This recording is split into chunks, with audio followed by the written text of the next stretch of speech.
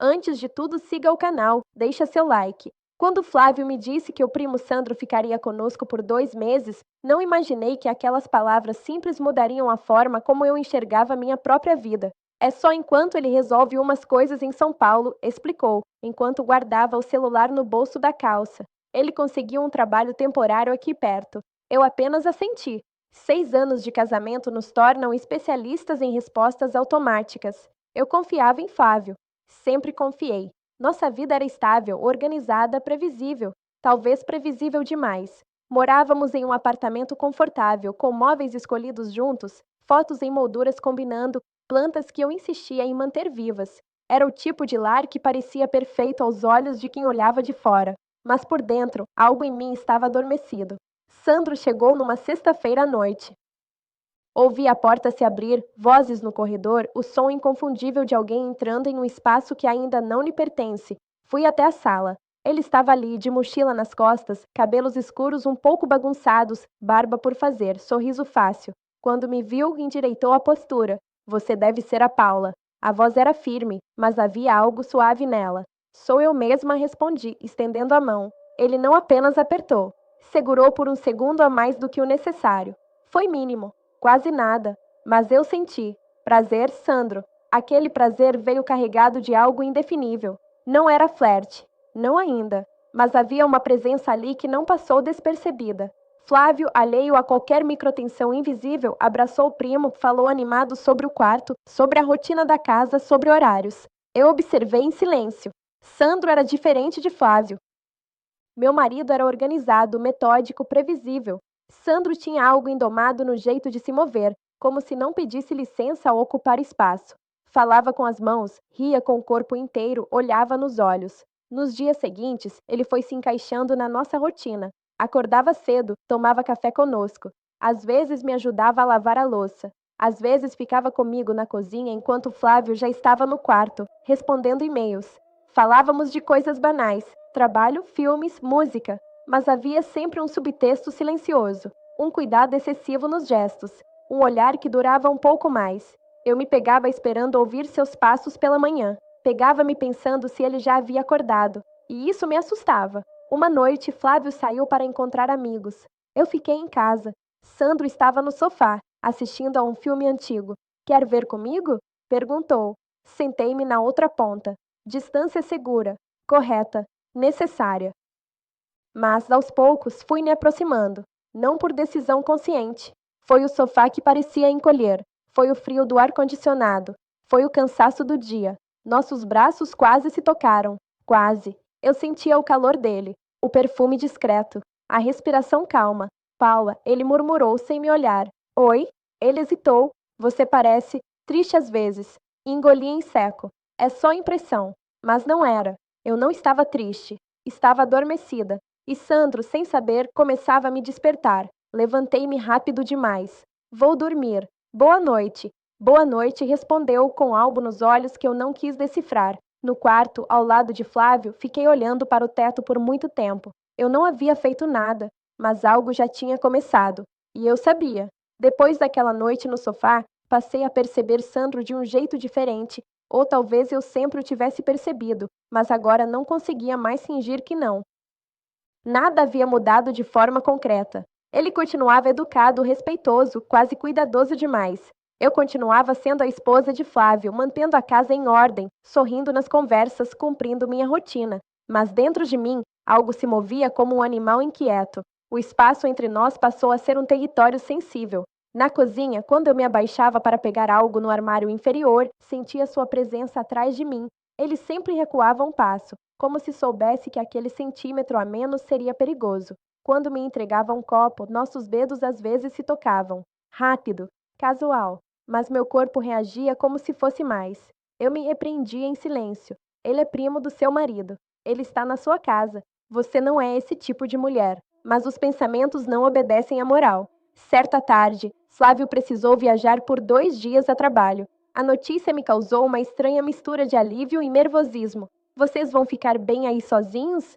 Brincou ele, fechando a mala. Claro, respondi rápido demais.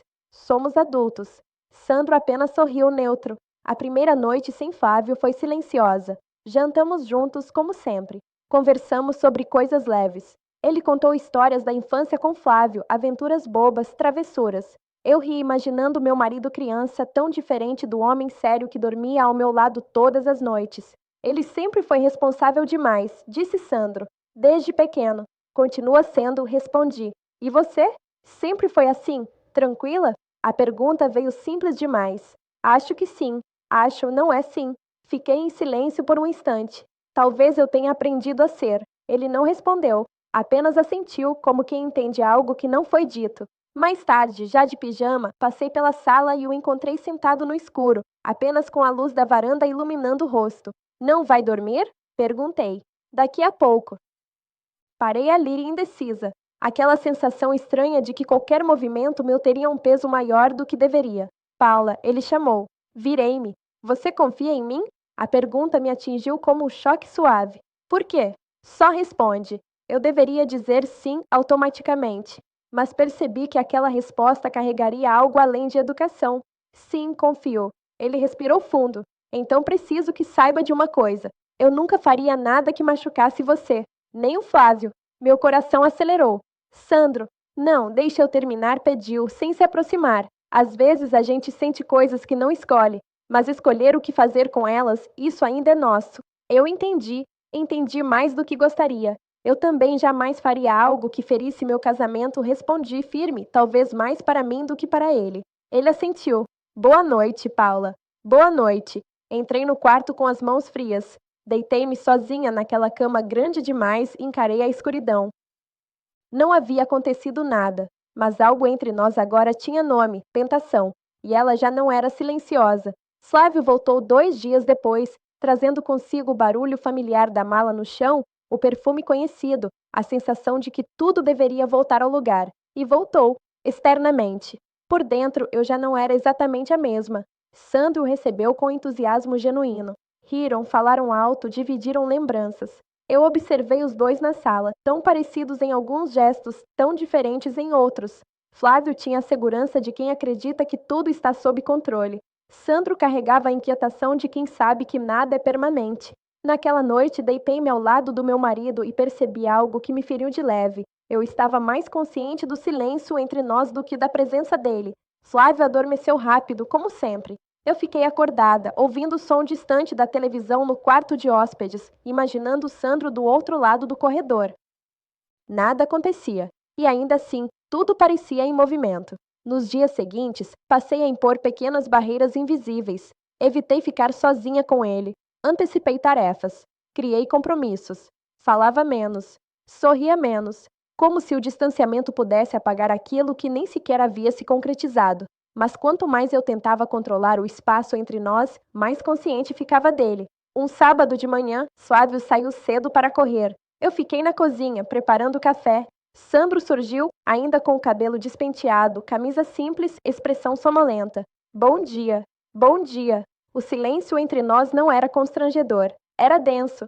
Ele se aproximou da bancada, mantendo a distância que eu vinha exigindo com meu comportamento. Observou meus movimentos. Você mudou, disse, sem acusação. Meu corpo enrijeceu. Como assim? Antes você era mais aberta. Agora parece sempre em alerta. Desliguei a cafeteira. Talvez eu só esteja cansada. Ele me encarou com calma. Eu não sou um perigo para você, Paula. Engoli em seco. Não é isso. Então o que é? Respirei fundo. Havia algo libertador em ser honesta, mesmo que pela metade. É que eu gosto da vida que construí. Gosto do meu casamento.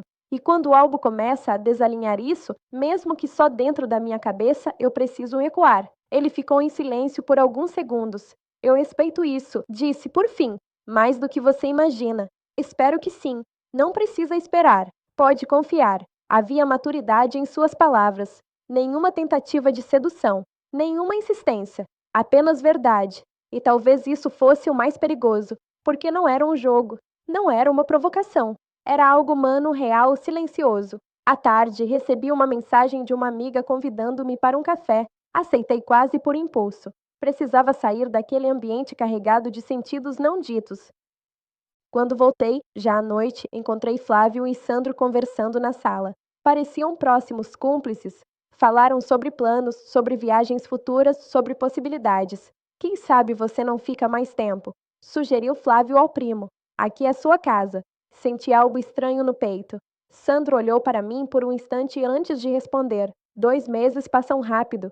Sorri educada. Por dentro, pensei: rápido demais, ou tempo demais. Naquela noite, enquanto Flávio dormia, percebi que meu conflito já não estava entre dois homens. Estava entre quem eu sempre fui e quem eu começava a me tornar, quebrado. Os dias começaram a se repetir com uma estranha intensidade. Nada acontecia de fato, mas tudo parecia prestes a acontecer. Era como viver dentro de uma respiração contida. Passei a observar meu próprio casamento com olhos diferentes. Flávio continuava sendo um bom marido, atencioso dentro do que sempre fora. Perguntava do meu dia, beijava minha testa antes de dormir, fazia planos práticos para o futuro, trocar o carro, reformar a cozinha, talvez pensar em filhos no ano seguinte. E eu assentia, mas algo em mim já não vibrava com essas projeções. Não porque eu não o amasse, mas porque percebia o quanto eu havia me tornado previsível dentro daquela vida. Eu existia como esposa, funcionava como esposa, pensava como esposa. Quando foi que deixei de ser apenas Paula? Sandro, sem fazer nada além de existir, me devolvia essa pergunta todos os dias. Ele não me tocava, não me provocava, não ultrapassava limites, mas me via, e ser vista depois de tanto tempo era como encarar um espelho que eu havia evitado. Numa quarta-feira chuvosa, Flávio saiu mais cedo para uma reunião. Fiquei em casa, trabalhando no computador. Sandro estava no quarto dele, também em home office. A energia do apartamento era diferente quando estávamos apenas nós dois. Não havia tensão aberta, mas uma consciência mútua, como se ambos soubéssemos que caminhávamos sobre uma superfície fina. Levantei para buscar água. Ao voltar pelo corredor, ouvi sua voz ao telefone. Não é simples, não. Eu não esperava por isso, eu sei. Mas às vezes a gente não escolhe. Parei, sem querer ouvir, mas incapaz de ignorar. Eu jamais faria nada, continuou. Ela é casada, e ele é meu primo. Meu coração acelerou. Ele desligou o telefone e saiu do quarto. Me encontrou parada com o copo na mão. Por um instante, nenhum de nós falou. Desculpa, disse ele. Não sabia que você estava aí. Eu não estava ouvindo, menti. Ele não pareceu convencido, mas não insistiu. Estava falando com quem? Perguntei, mesmo sem querer saber.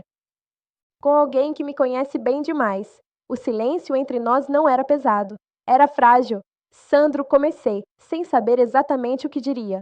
Não, interrompeu com suavidade. Não precisamos transformar isso em algo maior do que é. E o que é? Ele respirou fundo.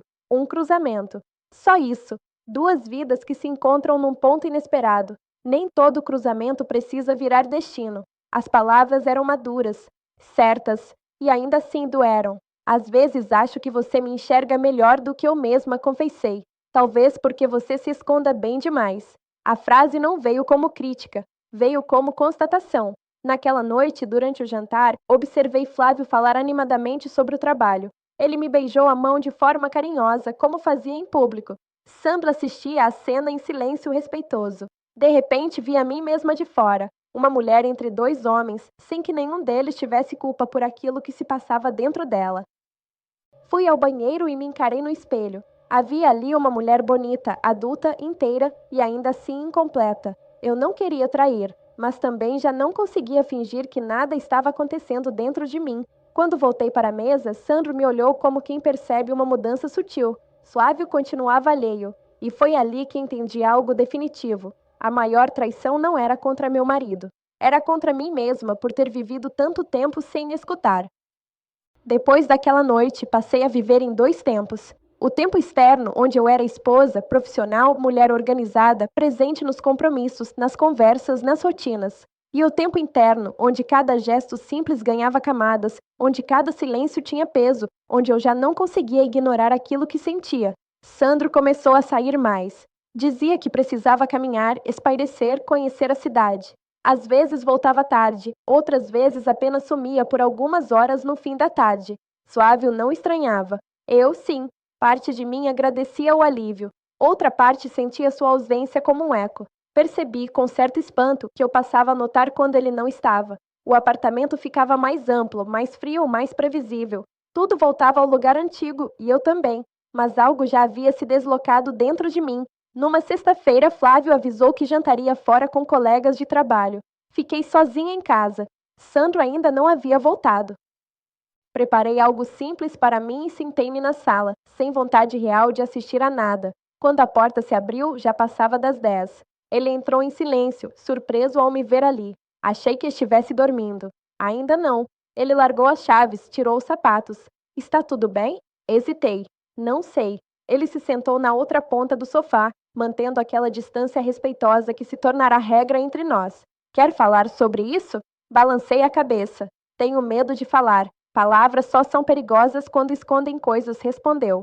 Respirei fundo. Eu não sei mais se estou vivendo a minha vida ou apenas mantendo uma estrutura. Ele não me interrompeu. Amo Flávio, continuei. Ele é um bom homem, mas às vezes me sinto como se tivesse me diluído dentro do papel de esposa, como se eu tivesse esquecido quem sou fora disso. E você acha que eu despertei isso? Não por intenção, respondi, mas por presença. Ele fechou os olhos por um segundo. Eu não queria ser esse espelho para você. Talvez eu precisasse dele. O silêncio que se seguiu não era desconfortável. Era honesto. Paula, disse ele com cuidado. Existe uma linha que não podemos cruzar. Não por medo, mas por responsabilidade. Eu sei. Saber não impede sentir. Sorri de leve. Não, mas impede agir. Ele me olhou com algo que misturava admiração e tristeza. Você é mais forte do que imagina. Ou mais covarde. Permanecer também exige coragem. Aquela frase ficou em mim. Flávio chegou perto da meia-noite, animado, falando alto. A presença dele nos devolveu às posições habituais. Eu lhe dei um beijo, ouvi suas histórias, que no momento certo. Sandro se encolheu cedo. No quarto, deitada ao lado do meu marido, compreendi algo que me assustou. Eu não queria trair, mas também já não queria continuar vivendo sem questionar. A tentação não era Sandro. A tentação era ser outra versão de mim mesma. E isso ninguém poderia resolver por mim. Os dias seguintes trouxeram uma estranha serenidade, como se, depois de admitir para mim mesmo aquilo que eu sentia, algo tivesse se organizado por dentro. A tentação não havia desaparecido, mas agora tinha contornos, nome, lugar e limites. Sandro passou a ser ainda mais cuidadoso. Falava comigo apenas o necessário, sempre respeitoso, quase formal. Eu percebia o esforço, e paradoxalmente aquilo me tocava mais do que qualquer aproximação ousada. Era fácil desejar alguém que te provoca. Difícil era lidar com alguém que te respeita mesmo quando sente. Numa tarde de domingo, Flávio saiu para visitar os pais. Eu fiquei em casa. Sandro estava no quarto, mas em algum momento ouvi o som da porta se abrindo. Ele surgiu na sala com uma mochila. Vou passar a noite fora, avisou. Um amigo me chamou. Assenti, tentando parecer indiferente. Tudo bem. Ele hesitou. Não é por você. Sorri sem humor. Não precisa se justificar, mas ele se aproximou alguns passos. É sim, porque eu percebi que ficar aqui, desse jeito, está nos colocando em uma posição injusta. Para você, para ele e para mim. Senti um aperto no peito. Você não precisa ir embora por minha causa. Não estou indo embora, corrigiu. Só estou criando espaço. E se eu não quiser esse espaço? A pergunta escapou antes que eu pudesse segurá-la. Ele me encarou com surpresa contida. Paula, não estou dizendo que quero algo errado, continuei rápido. Só, não quero fingir que você não significa nada para mim. O silêncio se tornou denso. Você significa, respondeu ele com voz baixa. Mas justamente por isso eu não posso ser o que você não pode ter. A maturidade dele me feriu mais do que qualquer rejeição. Às vezes acho que você é melhor do que eu, murmurei. Não, apenas estou um pouco menos preso ao que não é meu. Ele pegou a mochila. Volto amanhã. Quando a porta se fechou, fiquei parada no meio da sala, sentindo um vazio que não era saudade exatamente. Era consciência. Passei a noite sozinha, andando pelo apartamento, tocando nos móveis, olhando as fotos com Flávio. Em cada imagem eu sorria, mas agora eu via algo que antes ignorava. Eu sempre sorria para fora. Na manhã seguinte, acordei cedo. Preparei café, mesmo sem saber se Sandro voltaria para isso. Ele voltou perto do meio-dia. Entrou mais calmo, mais leve, como quem havia respirado longe de um incêndio. Bom dia, disse. Bom dia. Sentamos à mesa. O clima era diferente. Mais limpo. Mais real. Obrigada por ontem, falei. Pelo quê? Por não me deixar ultrapassar algo que eu mesma não sabia como conter. Ele sorriu com suavidade. Às vezes a melhor forma de cuidar de alguém é não tocá-lo. Naquela frase compreendi o que realmente existia entre nós. Não era romance. Não era traição. Era um encontro que servia para me acordar. e eu precisava decidir o que fazer com isso. Depois daquela conversa, algo se reorganizou entre nós. Não porque o sentimento tivesse desaparecido, mas porque ganhou uma forma mais clara. Ele deixou de ser um perigo oculto e passou a ser uma pergunta aberta. O que você vai fazer com tudo o que descobriu sobre si mesma? Sandro voltou a ocupar seu lugar na casa com naturalidade. Voltamos a conversar, a rir em pequenos momentos, mas sem aquela eletricidade silenciosa que antes nos envolvia. Havia respeito, e mais do que isso, havia uma espécie de pacto invisível. Flávio, alheio a tudo, seguia sua rotina, mas eu já não conseguia ser a mesma esposa automática de antes. Comecei a falar mais, a questionar, a discordar, a pedir. Numa noite, durante o jantar, ele falou sobre comprar um apartamento maior. Acho que já passou da hora, disse. Pensando em filhos, precisamos de espaço. Respirei fundo. Você fala disso como se fosse um plano fechado. Ele franziu a testa. Sempre falamos em ter filhos. Falávamos corrigir, mas nunca paramos para pensar no como isso mudaria tudo. Nem se estamos vivendo o presente antes de correr para o próximo passo. Sandro, sentado à mesa, permaneceu em silêncio respeitoso. Flávio pareceu surpreso. O que está acontecendo com você? A pergunta não veio agressiva, mas havia desconforto nela. Estou tentando me ouvir, respondi. Faz tempo que só sigo o fluxo. Isso tem a ver com o Sandro? O ar ficou imóvel. Olhei para ele com honestidade. Tem a ver comigo. Flávio ficou em silêncio por alguns segundos. Você não está feliz? A pergunta era simples, mas carregava anos. Estou acomodada. E isso não é o mesmo que feliz. Ele respirou fundo. Eu achava que estávamos bem. Estamos estáveis, respondi. Mas estabilidade não substitui presença. Ele passou a mão pelo rosto. Eu nunca soube que você se sentia assim, porque eu também não sabia. Sandro se levantou.